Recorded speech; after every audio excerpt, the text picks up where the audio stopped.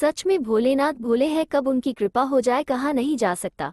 भोले बाबा बहुत जल्दी प्रसन्न हो जाते हैं, बस मन में सच्ची भक्ति होनी चाहिए। आज की कहानी इसी अनोखी भक्ति की है। कैसे एक शिकारी के अनजाने में हुई पूजा से प्रभु प्रसन्न होकर उनका उद्धार किए। एक शिकारी की कथा भी शिवरात्रि के त्योहार के साथ जुड़ी हुई है। ये कथा शिव पुराण में भी संकलित है।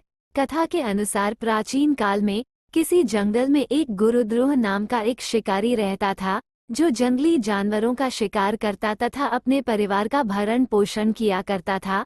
एक बार शिवरात्रि के दिन जब वह शिकार के लिए निकला, पर संयोगवश पूरे दिन खोजने के बाद भी उसे कोई शिकार न मिला। उसके बच्चों, पत्नी एवं माता पिता को भूखा रहना पड़ेगा, इस बात से वह चिंतित हो गया। सूर्यास्त होने पर वो एक जलाशय के समीप गया और वहां एक घाट के किनारे एक पेड़ पर पीने के लिए पानी लेकर चढ़ गया, क्योंकि उसे पूरी उम्मीद थी कि कोई न कोई जानवर अपनी प्यास बुझाने के लिए यहाँ जरूर आएगा। शिकारी जिस पेड़ पर चढ़ा वो बेलपत्र का था और उसी पेड़ के नीचे शिवलिंग भी था, जो सूखे बेलपत्रों से ढके होने के कारण दिखाई नहीं दे रहा था। रात का पहला प्रहर बीतने से पहले एक हिरनी वहां पर पानी पीने के लिए आई। शिकारी ने अपने धनुष पर बाण साधा। ऐसा करने में उसके हाथ के धक्के से कुछ पत्ते एवं जल की कुछ बूंदें नीचे बने शिवलिंग पर गिरी और अनजाने में ही शिकारी की पहले प्रहर की पूजा हो गई।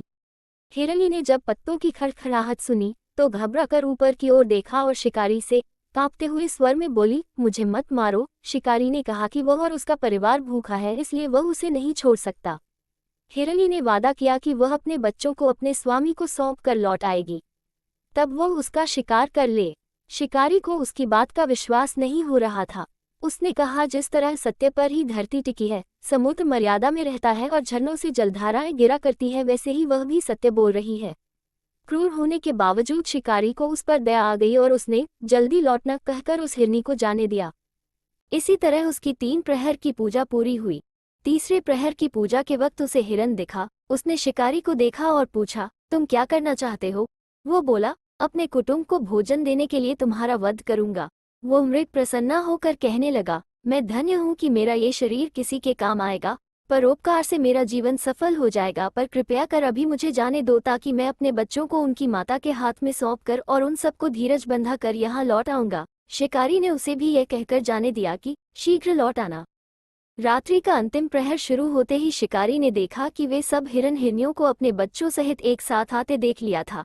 उन्हें देखते ही उसने अपने धनुष पर बाण रखा और पहले की ही तरह उसकी चौथे प्रहर की भी शिव पूजा संपन्न हो गई। वो सोचने लगा, ओह, ये पशु धन्य हैं जो ज्ञानहीन होकर भी अपने शरीर से परोपकार करना चाहते हैं, लेकिन मैं अनेक प्रकार के कुकृत्यों से अपने परिवार का पालन करता रहा। अब उसने अपना बाण रोक लिया। उसके ऐसा करने पर शिव उससे प्रसन्न हुए और उसे गुह नाम दिया, जो रामायण ने राम के मित्र हुए, जिन्हें हम सब निषाद राजगह के नाम से जानते हैं। हिरण की त्याग भावना से प्रसन्न होकर भोले बाबा ने उन्हें शिवलोक में स्थान दिया। प्रेम से बोलिए, जय भोलेनाथ, नमः पार्वती पते, हर हर महादेव।